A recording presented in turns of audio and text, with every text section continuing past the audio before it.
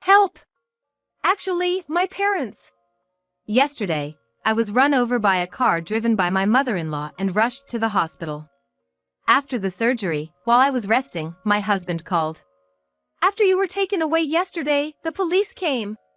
I told them you were startled by the car and fell. But now they're saying someone saw Mom run you over.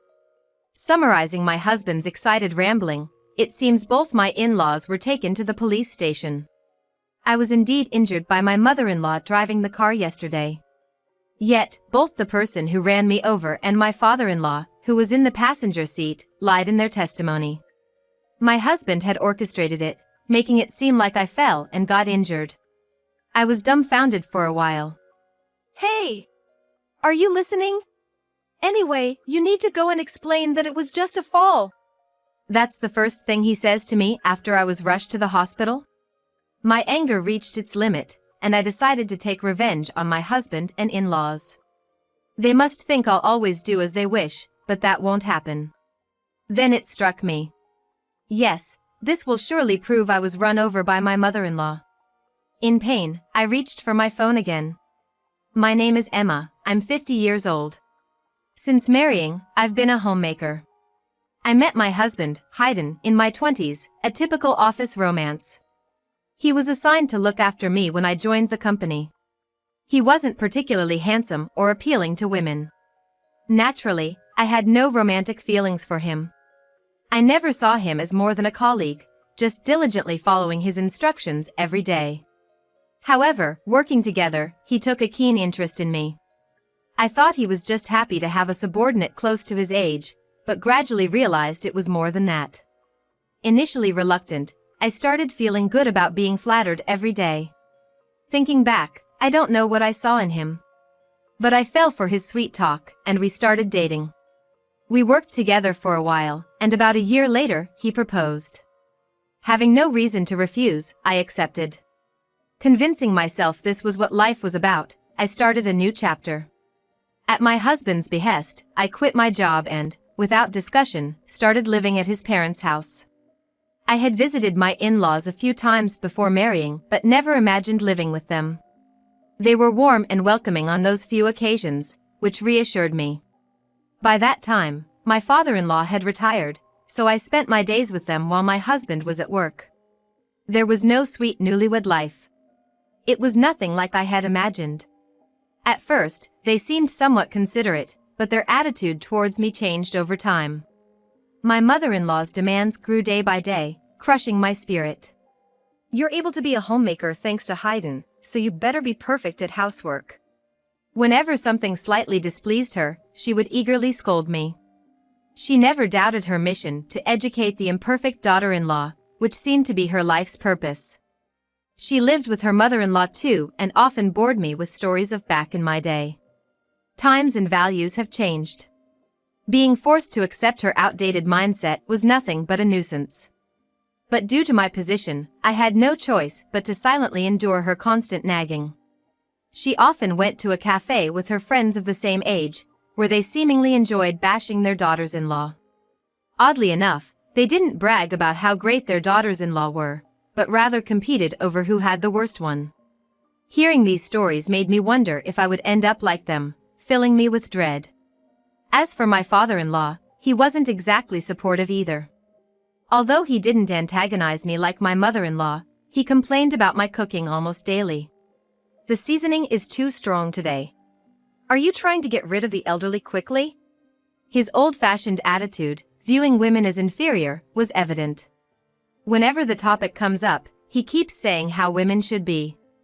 That women should be considerate and assist men, or that they should understand things without being told. It's embarrassingly idealistic. I guess some people never change, always acting high and mighty no matter their age. My father-in-law doesn't exactly pick on me. He's more about boasting his beliefs to me, proud of his outdated thinking. He'll probably never realize his mistakes and just keep getting older like this. They're just like those unpleasant in-laws you see in dramas. I've tried discussing it with my husband several times, but he always gives vague responses. Instead, as our marriage has gotten longer, he started blaming me. My parents are elderly, You should be kinder to them. Isn't that what a daughter-in-law should do? Like father, like son. Following in his parents' footsteps, my husband also started to look down on and exploit me. He doesn't help with anything when he comes home, just sits there as if it's the most natural thing. Maybe things would have been different if we had kids, but we never had any. I went to the hospital for infertility treatments until my late 30s, but the dream never came true.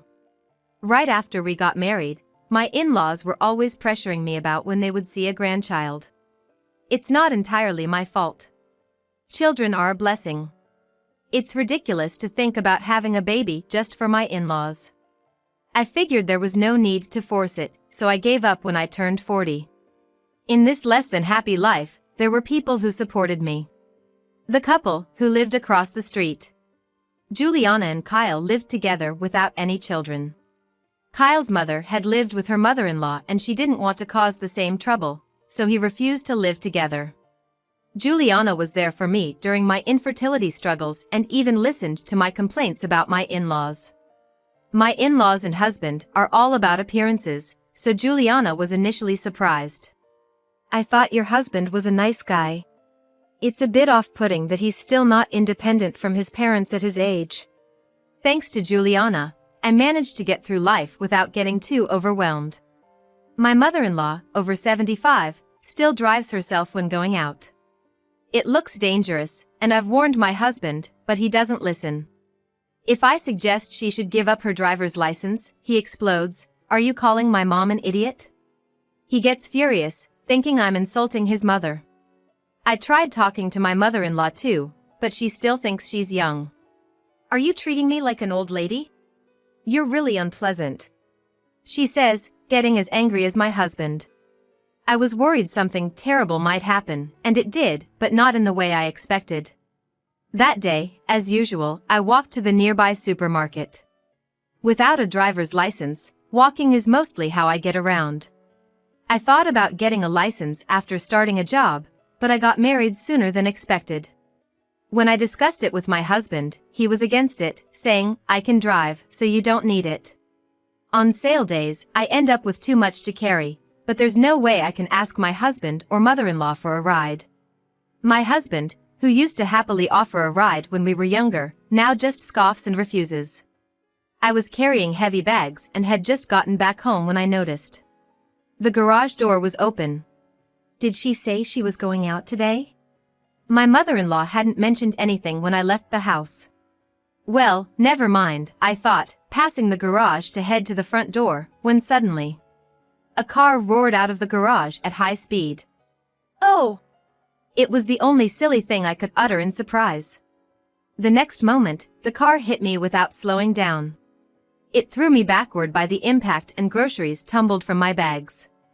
In that position, my body slammed into the asphalt. Dazed, not understanding what happened, I felt a sharp pain in the back of my head from the impact. I couldn't get up. All I could do was lie there, looking up at the sky. How long had passed when I realized Juliana was looking down at me. "Hang in there. I've called an ambulance, everything's gonna be okay." Juliana's face, speaking to me, was pale and strained. I wondered if things had gotten that serious. A naive question crossed my mind. As I moved my aching head slightly, I could see blood flowing from it. Seeing this, I began to understand the gravity of my situation. I started to realize the seriousness of the situation. But there was nothing I could do, unable to move. Soon, I could hear the ambulance siren getting closer. "Just a little longer. They're almost here, hang on." As I listened to Juliana's desperate encouragement, my head started to feel fuzzy. "No, no. Just a little longer." Despite her words, I closed my eyes. When I opened them again, I was lying on a hospital bed. A tube 4 was connected to my hand, and I could see the fluid dripping continuously. Realizing I was saved, tears naturally flowed. Moving my head slightly brought sharp pain. It was no wonder, given the bleeding. "Ugh!" As I groaned in bed, a nurse rushed over. "You shouldn't move your head yet." I had many questions, but listened silently to the nurse's explanation. It had been 1 day since the accident. I was rushed to the hospital by the emergency team called by Juliana. After arriving, I underwent surgery to stitch up my head and survived. Juliana had stayed with me the whole time, and now she had returned home as it was past visiting hours. It seemed she had contacted my husband Hayden too, but after telling him the surgery was successful, he didn't say anything else. My whole body was in pain, but there was no life-threatening injury. I just needed to rest for a while. However, I didn't feel like doing anything. With so many things to think about, I just closed my eyes. Soon after, my phone on the bedside table started ringing insistently. I didn't want to answer, but the calls persisted. After several repeats, it seemed there was no sign of giving up. I found my phone without moving my head and saw Hayden on the screen. Thinking he must be worried, I answered with a slight relief. "Help! Actually, my parents." Hayden started speaking without giving me a chance to talk. "After you were taken away yesterday, the police came. I told them you were startled by the car and fell. But now they're saying someone saw Mom run you over." Summarizing my husband's frantic story, it seems both of my in-laws had been taken to the police station. Indeed, I was injured by a car driven by my mother-in-law. Yet, she and my father-in-law, who was in the passenger seat, had lied. Even Hayden had instructed them to agree that I had fallen and got hurt.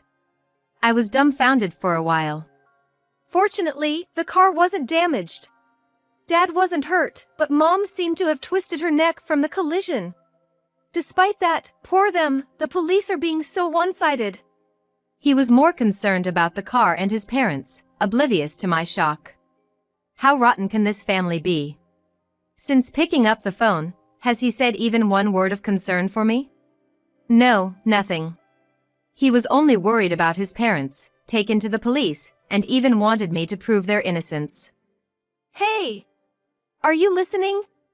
Anyway, you need to go and explain it was just a fall. The number you have dialed is currently..." He was talking to me one-sidedly, but he was surprised by my first response. "Huh?" I cut off the call. Calls from Hayden continued for a while, but I, infuriated, set my phone to reject his calls. I later learned that my in-laws had been taken to the police station, just as my husband had said on the phone. Sometime later, my husband Hayden was also taken to the police station where my in-laws were waiting. It was Juliana, our neighbor, who had seen everything unfold. She was the one who had originally called the police about my mother-in-law's crime.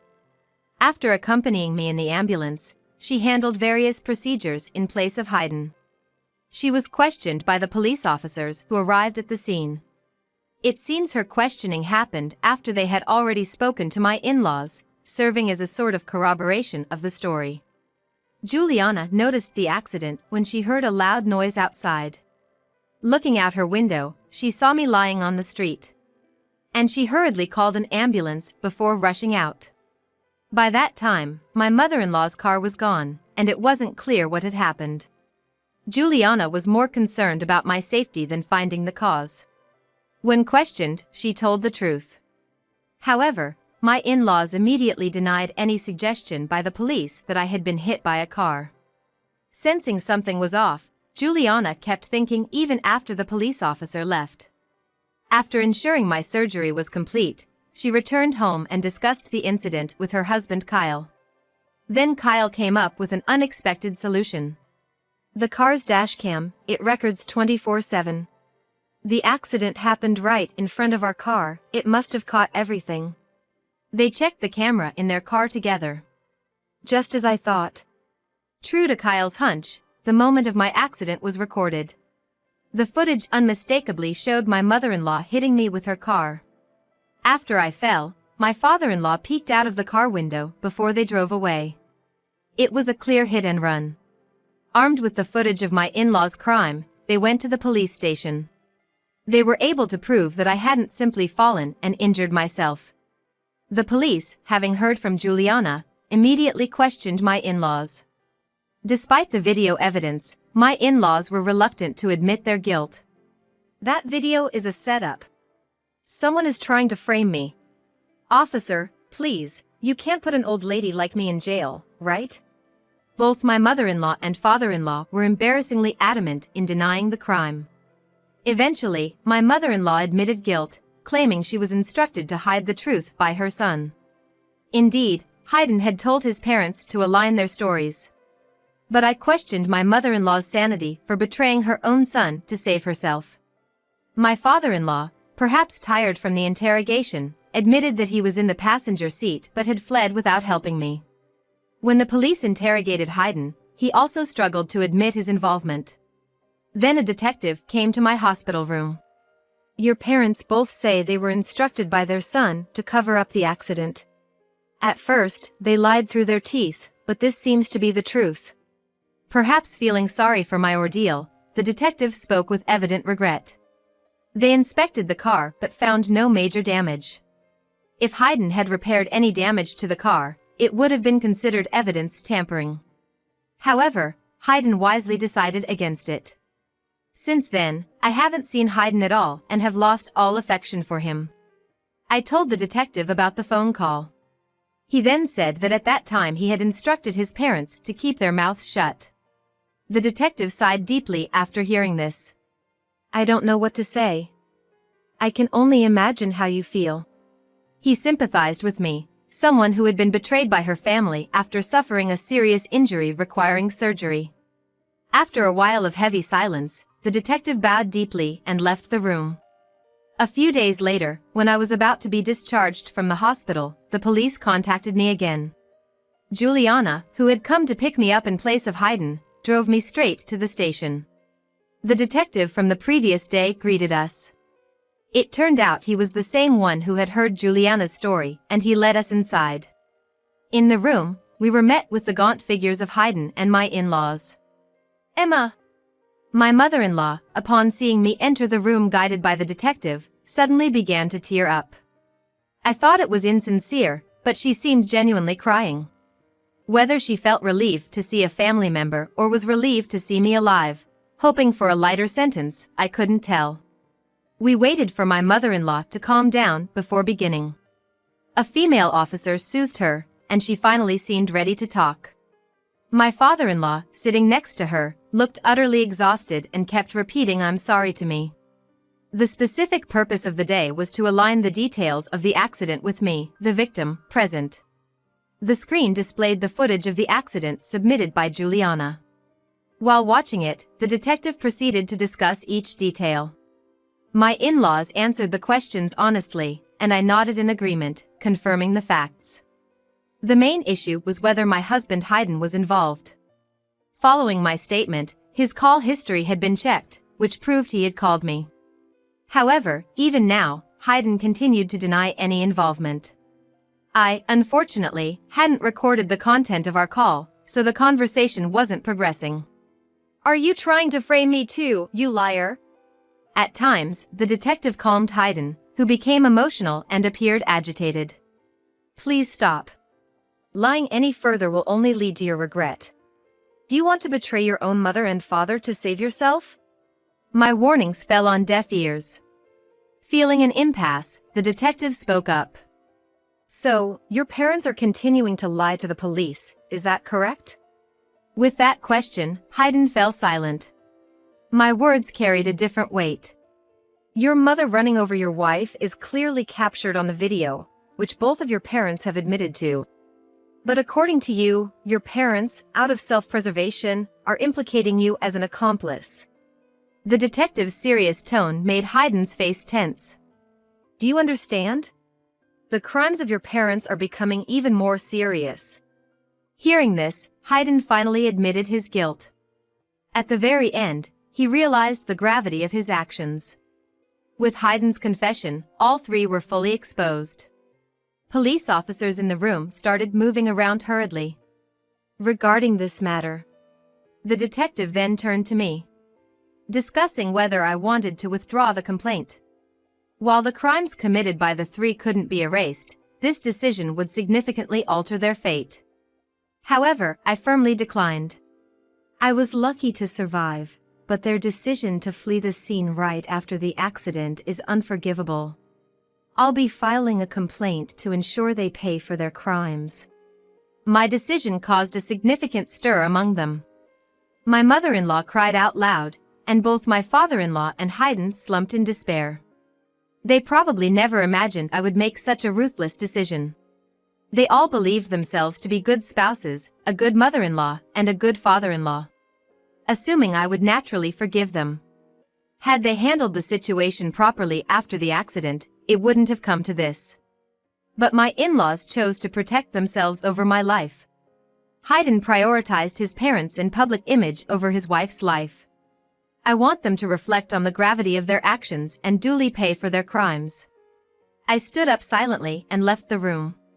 Accompanied by Juliana, I started the paperwork in a separate room. Living with my in-laws and Haydn for years. It would be a lie if I said that it doesn't hurt my heart. Above all, I was the one most hurt. Even if my physical injuries heal, this trauma will follow me for life. Despite not having done anything wrong, I felt far from relieved. By the time we left the police station, it was already dark. Juliana, thoughtful as always, invited me to a celebratory dinner for my discharge. I gratefully accepted her invitation and headed to Juliana's home. Warmly welcomed by Juliana and Kyle, we enjoyed a meal together. For the first time in a long while, I laughed. They treated me as usual, with care and kindness. Even though my in-laws and Haydn were no longer in my life, I was now on my own. With legal proceedings and other tasks ahead. It felt overwhelming. But at that moment, I chose to forget all that and genuinely enjoyed myself. The morning after that pleasant night, I decided to divorce Haydn.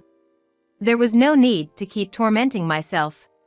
Haydn seemed a bit chastened by the whole ordeal, but I realized I couldn't love him anymore.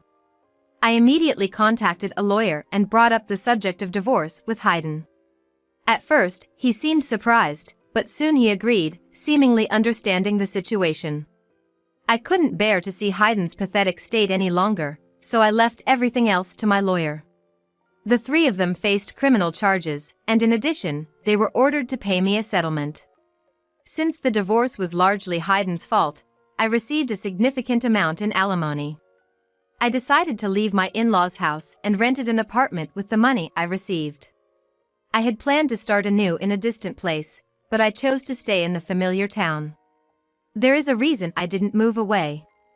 Juliana's husband, Kyle, owned a company. He invited me to help out at his company. Juliana was also helping there, and I thought it would be nice to work together. I had been invited before but always declined, fearing what my in-laws or Haydn might say. Honestly, with the alimony I received, I didn't need to work anymore. But Juliana and Kyle were concerned about me. Suddenly being alone, they gave me a sense of purpose. Having spent decades as a housewife, working with friends was very enjoyable. There were many new things that confused me, but it became a significant part of my life. And so, with this new life, an unexpected encounter awaited me. I met a man through work and decided to remarry. I had told him about my divorce, but kept quiet about the alimony until we got married. He didn't blame me for it. "It's natural to be cautious after what you've been through," he said with a smile. My life changed drastically in my middle years. Perhaps more fulfilling and happier than my younger years. I was betrayed and hurt by someone I trusted for many years, but I found greater happiness that surpassed it. Grateful to the friends who always reached out to me, I began walking towards a brighter future.